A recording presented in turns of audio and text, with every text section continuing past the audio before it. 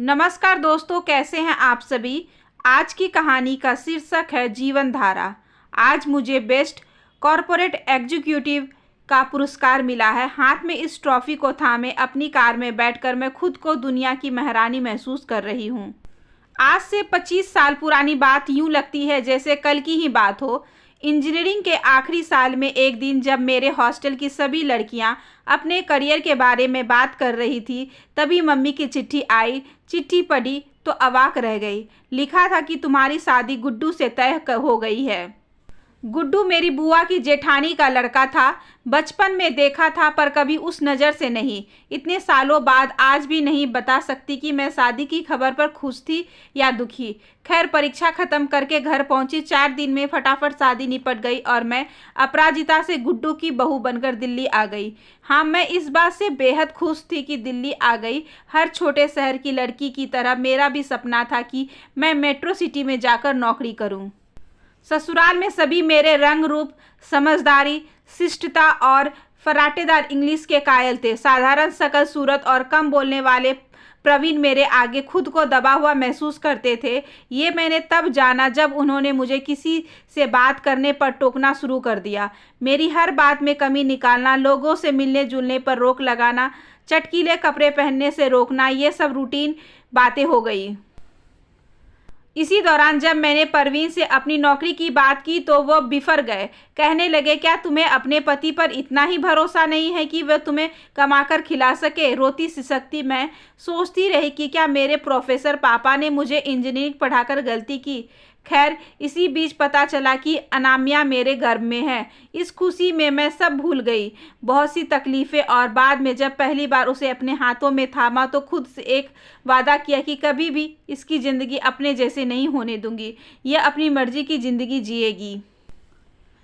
अनामिया school जाने लगी। फिर से मेरी ज़िंदगी में वही खालीपन आ गया। दूसरे बच्चे के बारे में भी नहीं सोच सकती थी क्योंकि डॉक्टर ने पहले बच्चे के समय ही चेतावनी दे दी थी कि दूसरा बच्चा प्लान करने पर जान को खतरा हो सकता है। इसी बीच प्रवीण अपने काम के लिए घर पर कंप्यूटर ले आए। मुझे तो जैसे खिलौना मिल गया था। बस रात दिन यही ढूंढ रहती कि किसी तरह मैं कंप्यूटर का हर एप्लीकेशन सीख जाऊं। धीरे धीरे मैं कंप्यूटर में इतनी माहिर हो गई कि प्रवीण के कंप्यूटर के सारे काम मैं ही करने लगी। वे भी बेहद खुश थे। एक तो मुफ्त की कंप्यूटर ऑपरेटर मिल गई थी और मेरे हुनर को बर्बाद करने की ग्लानि भी जाती रही। बाद में हमने घर पर ही साइबर कैफ़े खोल लिया और वहीं पर मैं लोगों को कंप्यूटर सिखाने लगी। अब ज़िंदगी पहले से बेहतर लगने लगी थी। लोग नए मिलेनियम के लिए तैयार थे और मेरी ज़िंदगी में भी नया अध्याय शुरू होने वाला था। रिटायर्ड कर्नल दुरानी मेरे साइबर कैफ़े कम कंप्यूटर इंस्टीट्यूट के सबसे होशियार स्टूडेंट थे। हमारी खूब जमती थी। वे हमेशा कहते थे कि अपराजिता, तुम अपना टैलेंट बर्बाद कर रही हो। रिटायर होने के बाद कर्नल दुरानी एक मल्टीनेशनल कंपनी के लिए गेस्ट हाउस चलाते थे। उनका गेस्ट हाउस हमारे घर से 100 गज की दूरी पर था। उन्होंने उसी गेस्ट हाउस में मैनेजर की नौकरी मुझे ऑफ़र की। दिल में फिर ऐसे एक उम्मीद जागी। सिर्फ 2 घंटे के लिए जाना था और गेस्ट हाउस भी घर के इतने पास था कि परवीन को मनाना मुश्किल न था। बहुत खुश थी मैं। मुझे जब पहली तनख्वाह मिली तो मम्मी पापा और सास ससुर के लिए उपहार खरीदा। मेरे लिए वे 2 घंटे बेहद खुशनुमा होते थे जब मैं गुड्डू की बहू से अपराजिता बनती। पर समय हमेशा एक सा नहीं होता न। जब कर्नल दुरानी ने गेस्ट हाउस की लीज ख़त्म करने की खबर मुझे सुनाई तो मैं सन्न रह गई। लगा अब मैं ज़िंदगी भर गुड्डू की बहू बनकर ही रह जाऊंगी। साइबर कैफ़े का ट्रेंड भी अब तक ख़त्म हो चुका था। मुझे घर की चारदीवारी के अलावा कोई रास्ता नहीं दिख रहा था। 4 महीने से घर पर रहते हुए मैं अवसादग्रस्त हो गई। परवीन से लड़ती, अनामिया को डांटती और कुटती रहती। किसी से मिलना जुलना, यहाँ तक कि फ़ोन पर बात करना भी बंद कर दिया था। लगता था कि सब मुझ पर हंस रहे हैं, जैसे कह रहे हो बड़ा इस उम्र में नौकरी करने चली थी। लौट के बुद्धू घर को आए। पूरी तो नहीं पर आधी पागल तो मैं हो ही गई थी। कर्नल दुरानी ने जब मेरे बारे में सुना तो मिलने के लिए मेरे घर चले आए। बातों ही बातों में उन्होंने बताया कि उनके एक मित्र किसी मल्टीनेशनल कंपनी की शाखा भारत में खोलना चाहते हैं। उन्हें ऑफिस असिस्टेंट की ज़रूरत है।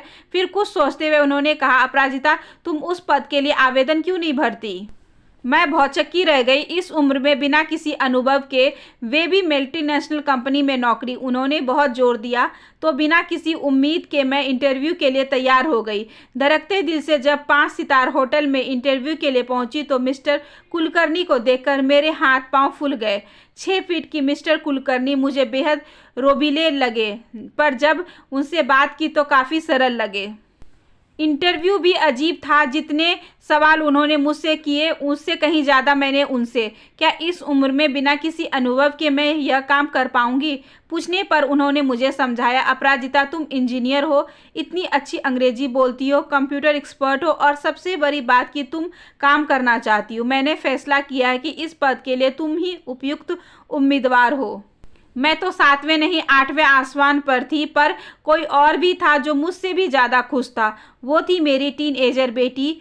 जब उसने मुझे कहा, मम्मा मुझे आप पर गर्व है, तो ऐसा लगा जैसे दुनिया की सारी खुशियाँ मुझे मिल गई हो। माँ बेटी की जुगलबंदी के आगे परवीन भी हार गए और मुझे 38 साल की उम्र में अपना करियर शुरू करने का मौका फिर से मिल गया। संघर्ष यही खत्म नहीं हुआ। जिस अपराजिता नाम की पहचान के लिए मैं इतनी परेशान थी, वह पहचान बनाने के लिए मुझे अब भी संघर्ष करना पड़ रहा था। जब मुझसे आधी उम्र की लड़कियां मेरा नाम लेकर बुलाती तो बेहद अजीब लगता। हर दिन एक नई चुनौती थी, पर मन में बस यही ठान लिया था कि कुछ भी हो, मुझे 4 दीवारी में वापस कैद नहीं होना है। समय बीतता गया। मैं अपनी मेहनत और लगन से काम सीखती चली गई और यहाँ इस मुकाम तक पहुँच गई। मुझे बेस्ट कॉरपोरेट एग्जीक्यूटिव के पुरस्कार से सम्मानित किया गया। मेरी कहानी शायद बहुत खास नहीं है, पर फिर भी चाहती हूँ कि अपनी इस कहानी को हर उस औरत के साथ बांटूं जो शादी, बच्चे, परिवार में गुम होकर अपने करियर को भूल सी गई है। कोई बात नहीं, अगर आप आज कुछ नहीं कर पा रहे हैं तो बस अपने आप को अपडेट रखें। करियर तो कभी भी शुरू किया जा सकता है। बहुत साल पहले मेरी सहेली एक सहकर्मी थी अंकिता। उसे लिखने का बहुत शौक था। वह अक्सर कहती थी, अपराजिता तुम्हारी कहानी सबको पता चलनी चाहिए। मैं एक दिन जरूर लिखूंगी। चलो उसको फ़ोन करती हूँ। दिल कह रहा था उससे बहुत कुछ कहने सुनने का, पर अपनी जीवन धारा के अनकहे पन्नों को खुद में समेटने मैंने घर में प्रवेश किया तो मेरी नातिन मचलती हुई मेरी तरफ भागी इस ट्रॉफी को लेने के लिए। आशा करती हूँ कि आज की ये छोटी सी कहानी आपको अच्छी लगी होगी। अगर अच्छी लगी हो तो please like, share and subscribe करें। हमारे चैनल को ज़्यादा से ज़्यादा शेयर करें और बेल आइकन को ज़रूर प्रेस कर लें ताकि अगली वीडियोज़ की नोटिफिकेशन आपके पास सबसे पहले पहुँचे। धन्यवाद।